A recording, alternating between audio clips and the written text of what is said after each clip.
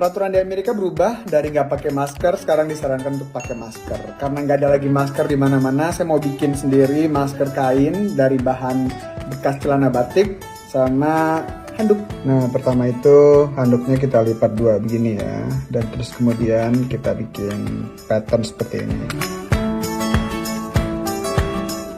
Nah, setelah ada motif begini, terus kita gunting. Memang sebaiknya kita punya ini ya, apa namanya, kayak filter gitu. Tapi CDC Amerika aja bilang itu kayak pusat pengelolaan penyakit di sini. Pakai baju kaos pun nggak apa-apa. Inilah jadinya. Nah, motif yang sama kita terapin ke si kain batik. Akhirnya kita punya si batik dan si handuk. Ternyata nggak cuma dua, ternyata butuh 3 kain.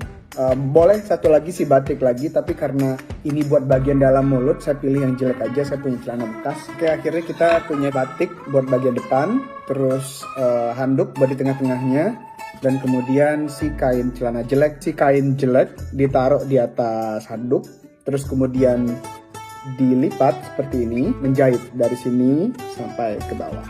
Jahit tangan aja. Nah, saya tuh punya ini alat jahit, ini udah ada dari Jakarta, saya bawa ke sini. Namanya orang miskin ya. Sejak kuliah itu sering kalau misalnya ketek baju sobek karena nggak bisa beli baju baru lagi, jadi jahit sendiri bajunya. Akhirnya udah terjahit nih semua. Nah, kemudian kita balik.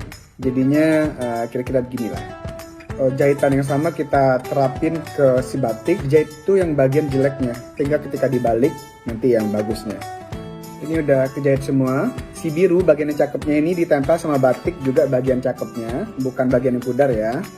Terus kemudian kita jahit bagian atas semua dan bagian bawah semua.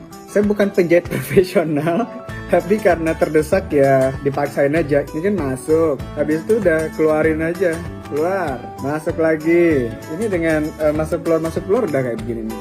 Nah, udah beres dijahit bagian atas dan bagian bawah. Nah, kemarin kan masih ada celah nih, kita balik ya pelan-pelan.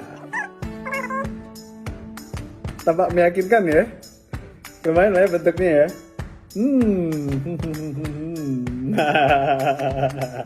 Ntar kita tinggal masang karet pencocol telinga. Karena saya selalu pakai face mask kalau tidur, jadi akan saya copot aja salah satu dari karet si face mask ini. Panjangnya tuh sekitar 17 cm. Ternganga nih, menganga di sini. Kita tutup, kita selipkan si karet, habis itu udah dijahit. Jadi deh maskernya. Sekarang kita coba. Masker celana batik bekas.